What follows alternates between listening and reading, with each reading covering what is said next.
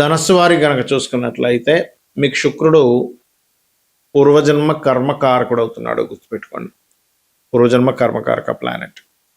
మరి ఈ శుక్రగ్రహం నీచంలో దశమ స్థానంలో ఉన్నందుకు ఇప్పుడు ప్రస్తుతం అయితే 9వ భావంలో ఉన్నది మీకు శుక్రుడు కేతువు కలిసి. దశమంలోకి వెళ్తున్నాడు శుక్రుడు నీచంలోకి. దాని మీద కుజుడు దృష్టి కూడా ఉంది, పంచమాధిపతి దృష్టి కూడా ఉంది. దీనివల్ల కలిగే ఫలితాలు ఏమిటి? మీ జన్మజాతకంలో గనక ఏదైనా ఒక గ్రహం నీచబడ్డప్పుడు, నీచభంగ రాజయోగం కలిగినప్పుడు కలిగే ఫలితాలు, ఆ నీచభంగ రాజయోగం అసలు ఎలా కలుగుతుంది అనేటువంటి అంశాలు చెప్తుంది నేనైనప్పటికీ చెప్పిస్తుంది సాక్షాత్ లలిత అమ్మవారిగా భావిస్తూ, ఆ లలితాంబిక అమ్మవారి యొక్క అనుగ్రహం మీకు పరిపూర్ణంగా కలగాలని మనస్ఫూర్తిగా కోరుకుంటూ, శుక్రగ్రహం ఎప్పుడైతే దశమంలో ఉందో ఇది వృత్తి సంబంధించిన విషయంలో జాగ్రత్త పడాలని చాలా స్పష్టంగా చూపిస్తుంది ధనస్సు వారికి. కెరీర్ విషయంలో శుక్రుడు ఉన్నాడు, శుక్రుడు 6వ అధిపతి. మీరు చేస్తున్నటువంటి ఉద్యోగంలోనే ఎవరైనా స్త్రీమూర్తితో అనవసరంగా ఏర్పడినటువంటి ఒక ఘర్షణ, ఒక శత్రుత్వము మీ యొక్క ఉద్యోగం మీద ఎఫెక్ట్ చూపించనుంది. కాబట్టి మీరు ఈ విషయంలో చాలా జాగ్రత్తగా ఉండండి. ఇది ఆగస్టు 2 వరకేమో శుక్రకేతువులు కలిసి 9లో ఉంటున్నారు కాబట్టి అప్పటి వరకేమో కొంచెం మీరు బ్యాంక్ ట్రాన్సాక్షన్స్ విషయంలో జాగ్రత్తగా ఉండాలి. ఎప్పుడైతే నీచంలోకి దశమంలోకి వెళ్తాడో ఉద్యోగ విషయంలో జాగ్రత్తగా ఉండాలి. కాకపోతే ఇక్కడ కుజుడి యొక్క దృష్టి, పంచమాధిపతి ధనానికి కారకుడు, పంచమ స్థానం కూడా ఆలోచన కదా, మన ఆలోచనే మన ధనం.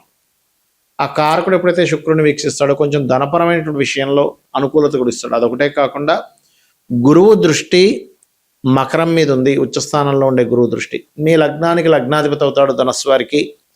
అష్టమంలో ఉన్నప్పుడు ఏమవుతుందంటే ఇన్సూరెన్సెస్ మూలంగా కలిసి రావడము, లేదా తాతగారు ఆస్తి మూలంగా ధనం రావడము, ఏదైనా రూపంలో ఆల్ ఆఫ్ సడన్గా కలిసి రావడం అనేటువంటిది ఇస్తుంది ధనపరమైనటువంటి విషయాల్లో. ఇక మీరు నిత్యము చేయవలసిన దేవతారాధన, ముఖ్యంగా లక్ష్మీ నరసింహస్వామి యొక్క ఆరాధన చేయండి. శుక్ర కుజ గ్రహాల దగ్గర దీపారాధన చేయండి, అన్ని విధాలు బాగుంటుంది. మనకి జన్మజాతకంలో ఒక గ్రహం నీచబడింది అనగానే వెంటనే భయపడ్డం కాదు. ఆ గ్రహం నీచబడి నీచభంగ రాజయోగాన్ని కూడా ఇస్తుంది, గుర్తుపెట్టుకోండి. అంటే ఇది ఎలా చూడాలి జన్మజాతకంలో? ఉదాహరణకి ఒక్కొక్క గ్రహానికి ఒక్కొక్క స్థానం నీచ స్థానంగా చెప్పారు.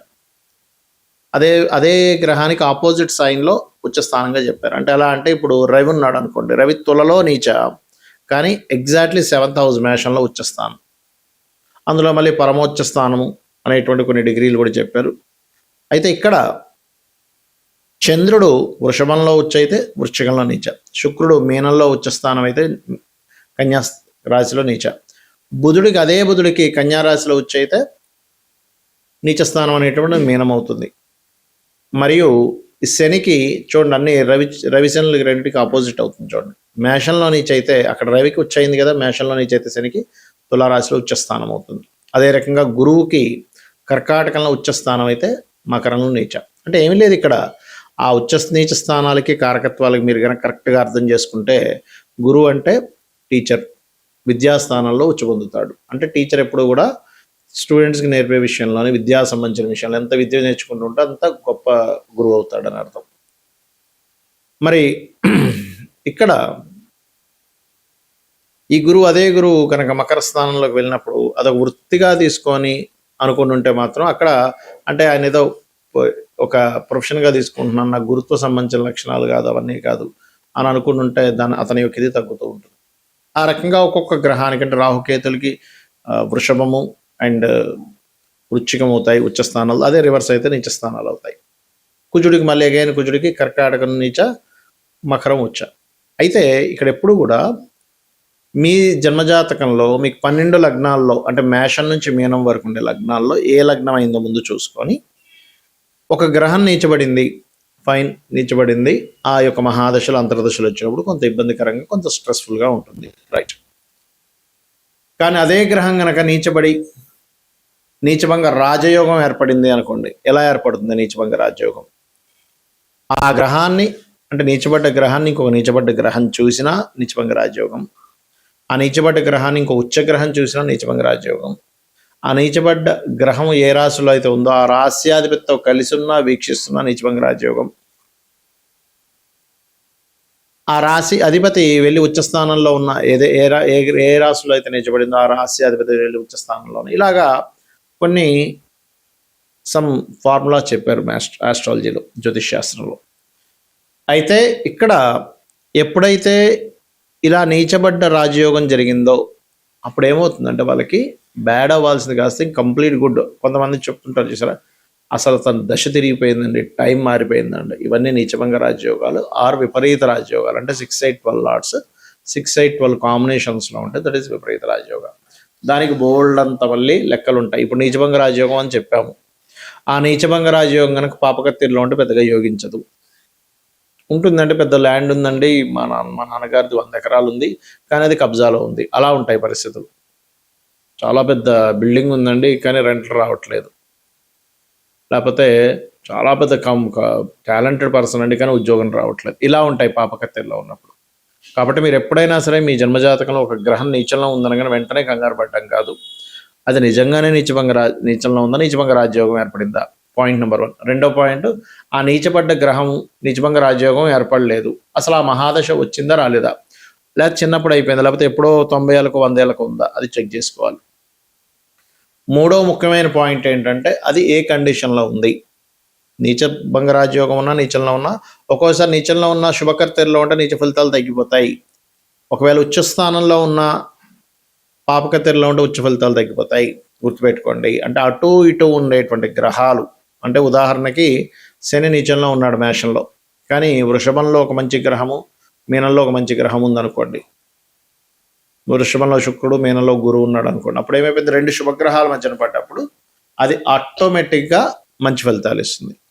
ఈ రకంగా చూసుకోవాలి. అయితే ఎప్పుడైనా శుక్రుడు కేతుతో ఉన్న శుక్రుడు నీచబడ్డా, మనం గతంలో కూడా ఒకసారి చెప్పుకున్నాము, ఈ నెలల్లో ఈ ఫలితాలు వస్తాయని. స్త్రీల మీద అఘాయిత్యాలు ఎక్కువగా జరుగుతూ ఉంటాయి. కాబట్టి స్త్రీమూర్తిని, ఆడపిల్లని, అందులో ముఖ్యంగా ఇవాళ రేపు మనం చూస్తున్నాం చాలా చిన్న ఏజ్ పిల్లల వాళ్ళ మీద ఎఫెక్ట్ పడుతుంది. కాబట్టి ఈ ఒక జూలై, ఆగస్టు ఈ 2 నెలలు కూడా పర్టికులర్గా ఆడపిల్లని ఎక్కడికైనా పంపించేటప్పుడు ఖచ్చితంగా పెద్దవాళ్ళు తోడుగా ఉండండి. అది చిన్నపిల్ల అయినా పెద్ద అమ్మాయి అయినా సరే గుర్తుపెట్టుకోండి. ఎందుకంటే ఒక్కొక్క గ్రహానికి ఒక్కొక్క కారకత్వం ఇవ్వడం జరిగింది. శుక్రుడు ప్రధానంగా స్త్రీమూర్తికి కారకుడు, అమ్మవారికి స్వరూపంగా చెప్తూ ఉంటాము. లగ్జరీస్కి కారకుడు, అదేవిధంగా ఈ గృహానికి కారకుడు. కాబట్టి ఈ విషయంలో జాగ్రత్తగా ఉండండి. మరి ఏం చేయాలి, దీనికి పరిహారం ఏం చేయాలి? గోసేవ చేసుకోగలము అనుకుంటే తీపి చపాతీలు గోవుకు పెట్టడం మంచిది. దానం ఇవ్వగలము అని అనుకుంటే కందులు 1 అండ్ మన ఈ యొక్క బొబ్బర్లు. అయితే శుక్రుడు ఎప్పుడైతే నీచ స్థానంలోకి వెళ్ళి కుజుడి యొక్క సంబంధం కలిగిందో రెసిషన్స్ అనేటువంటి వస్తాయి కొన్ని దేశాల్లో. శుక్రుడు ధనానికి కారకుడు అయినటువంటి శుక్రుడు నీచ స్థానంలో ఉంటూ కుజుడు ఎప్పుడైతే వీక్షిస్తున్నాడో బయట చాలా కంట్రీస్లో, మంచి పెద్ద పెద్ద కంట్రీస్ అనుకునేటువంటి కంట్రీస్లో రష్యన్ అనేటువంటిది రానుంది. గుర్తుపెట్టుకోండి, ఇది చాలా చాలా జాగ్రత్తగా ఉండాలి. అలాగే కాస్త వాహనం మీద వెళ్ళేటప్పుడు, వాహనానికి కారకుడు శుక్రుడు కాబట్టి వాహన సంబంధమైన కారకుడికి కుజుడు దృష్టి ఉంది. కాబట్టి గోచారంలో కాస్త వాహన ప్రమాదాలు ఎక్కువగా ఉంటుంటాయి. కావున మీరు వాహనం మీద వెళ్ళేటప్పుడు మీ పర్సనల్ చార్ట్లో కనుక 4/8 కాంబినేషన్ వచ్చింది, ఆ 4/8 కాంబినేషన్ పాడైంది. 4/8 కాంబినేషన్ ఉంటే వేరు, మళ్ళీ బాగుంటే తాతగారు ఆస్తి వస్తుంది ఈ జాతకుడికి, కానీ బాగోకపోతే యాక్సిడెంట్ యోగాన్ని ఇస్తుంది. అంటే కండిషన్ ఎలా ఉందనేటువంటి చూడాలి. కాబట్టి ఇవి చేస్తూ మీరు లలితా సహస్రనామాలు రోజు చదవడం కానీ వినడం కానీ చేయండి. ఖచ్చితంగా ఎటువంటి ఇబ్బంది కలగకుండా మీకు బాగుండడం జరుగుతుంది. శ్రీమాత్రే నమః.